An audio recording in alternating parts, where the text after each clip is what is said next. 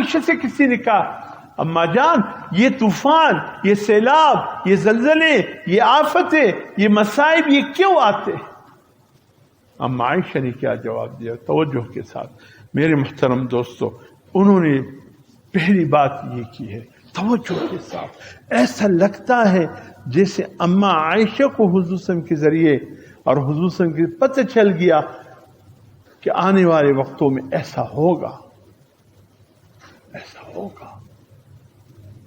تو اما عائشہ نے فرمایا جب عورتیں غیر مردوں کے سامنے خوشبوئیں استعمال کریں، گھر کے اندر رہیں میلے کچیلے کپڑوں میں، حضور نے فرمایا عورتیں زینت کرے اپنے شوہر کے لیے، غیر مردوں کے لیے نہیں۔ ہمارے ہاں تو زیب و زینت ہوتے بازاروں کے لیے، غیر معاف کیجئے حقیقت بول رہا ہوں، بازاروں میں جاتی ہیں تو خوشبو لگا کر جاتی ہے، کس لیے جاتی؟ کس لیے یہ خوشبو؟ اس سے تو مرد مائل ہو جاتے۔ یہ خوشبو لگانی ہے، شوہر آنے لگے گھر میں تو عورتوں کے لیے حکم ہے کہ اپنی زینت کو برابر کرو۔ ایسا نہ ہو کہ شوہر آئے اور تم برج خانے سے نکلے اور تم سے پیاز اور لہسن کی بو آئے، شوہر تو پھر دوسری عورتوں کی طرف جائے گئی۔ شوہر کے سامنے یہ حالت اور باہر جانے لگے تو کن بن کے جائے، خوشبو بھی لگائے۔ اما عائشہ نے اس سے روکا۔ اور دوسرے فرمایا جب عورتیں غیر محرم مردوں کے سامنے پردہ کرنے میں جھجک محسوس کریں، غیر محرم مردوں کے سامنے پردے میں جھجک محسوس کریں، بے حیائی کا کیا عالم ہے۔ میرے محترم دوستو، ان منکرات کو روکنا ہوگا۔ جس گھر کے مرد اپنی بچوں کو نہیں سنبھال سکتا، گھر کی عورتوں کو نہیں سنبھال سکتا، اس گھر کے مرد اور مردے برابر ہیں۔ کیوں نہیں ہو سکتے تم سے؟ اپنی گھر کو کیوں نہیں سنبھال سکتے؟ بغیر دوپٹے اور بغیر چادر کی گھر سے نکلتی کیوں نکلتی بازار؟ یہ بے حیائی ہے، اسی پر تو اللہ کے عذاب آتے ہیں۔ خدا را خدا را خدا را۔ اور فرمایا جب شراب، موسیقی، بدکاری عام ہو جائے تو پھر وہ قوم اپنے آپ کو اللہ کے سامنے عذاب کے لیے پیش کر دیتی، قوم اپنے آپ کو اللہ کے عذاب کے سامنے۔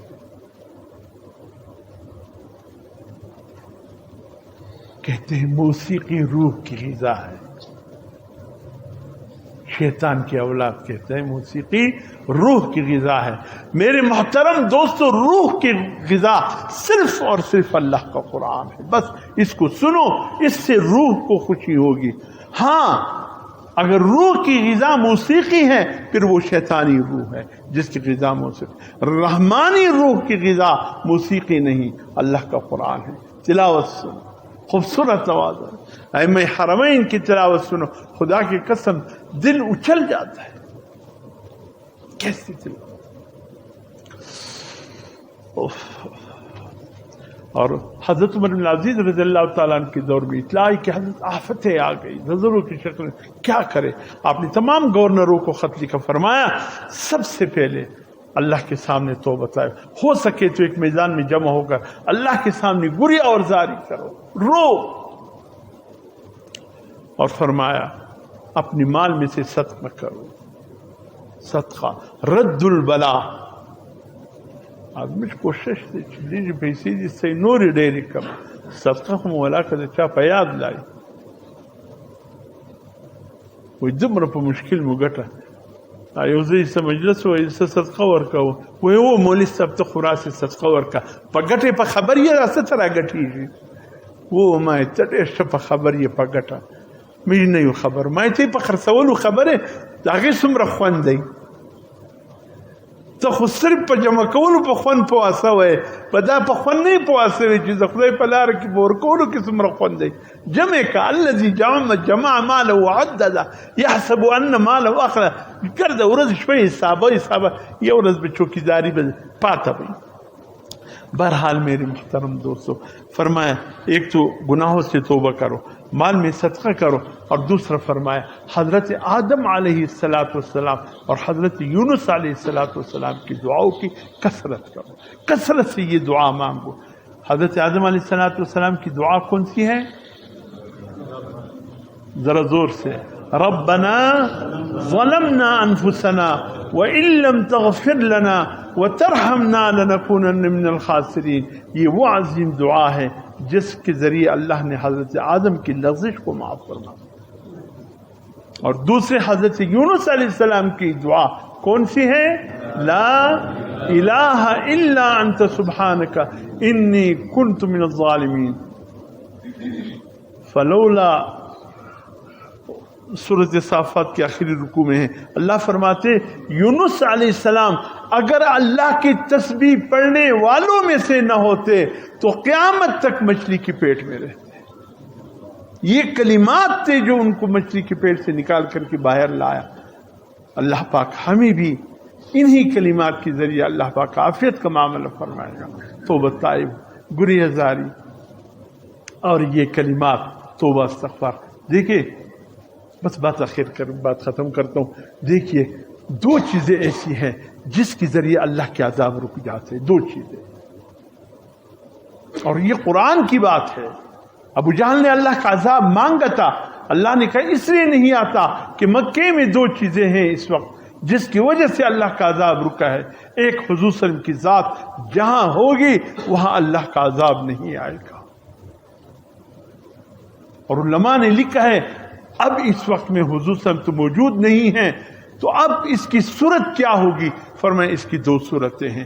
حضور صلی اللہ علیہ وسلم اپنی مجلسوں میں حضور صلی اللہ علیہ وسلم کا تذکرہ کرتے رہو، ختم نبوت کی کانفرنسیں ہو، سیرت کی کانفرنس ہو، اچھے علماء حضور صلی اللہ علیہ وسلم کی سیرت بیان کرنے والے ہو، اس میں بیٹھ جایا کرو، اچھی صحبت میں بیٹھا کرو۔ اور دوسرا اگر یہ نہ ہو درود شریف کی کثرت، جو شخص درود شریف کثرت سے پڑھتا ہے سمجھ لیجئے کہ حضور صلی اللہ علیہ وسلم اس معاشرے میں موجود ہے۔ جہاں درود شریف کی کثرت ہوگی اللہ کا عذاب رک جائے گا۔ اور دوسرا فرمایا استغفار، جہاں استغفار کوئی پڑھے گا اللہ کا عذاب رک جائے گا۔ یہ دو چیزیں ہیں، درود شریف کی کثرت، استغفار، آدم علیہ السلام کی دعا، یونس علیہ السلام کی دعا، یہ وہ چیزیں ہیں جو اللہ کے عذاب کو روک دیتا ہے، لیکن اعمال کو بھی برابر کرنا ہوگا، رخ کو اللہ کی طرف موڑنا ہوگا۔ گاڑی کا رخ سبھی کی طرف ہے، آپ دعا کرتے ہیں یا اللہ اس کو چمن خیریت سے پہنچا دے، پہنچے گا؟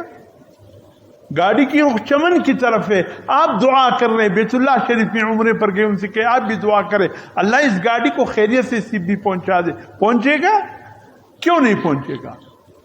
رخ غلط ہے، رخ صحیح کرو، پھر انشاءاللہ استغفار بھی فائدہ دے گا، درود شریف بھی فائدہ، سب فائدہ مند ہوگا۔ رخ تو ہمارے 6,000 کا خیمہ 25,000 کا فروخت کر رہے ہیں اور اللہ سے مانگ رہے، ایسا نہیں ہوگا۔ اعمال برابر کرنے ہوں گے، ہاں، املاک کی تباہی سے اپنے آپ کو، امت پر رحم کھانا ہوگا، اور جو مال آئے ہیں خدا کرے ہمارے حکمران صحیح ایمانوں میں مستحقین تک پہنچا دے، جس طریقے سے پہنچا رہے الامان والحفیظ، یہ تو اور اللہ کے عذاب کو دعوت دے رہے۔ اللہ رحم فرمائے۔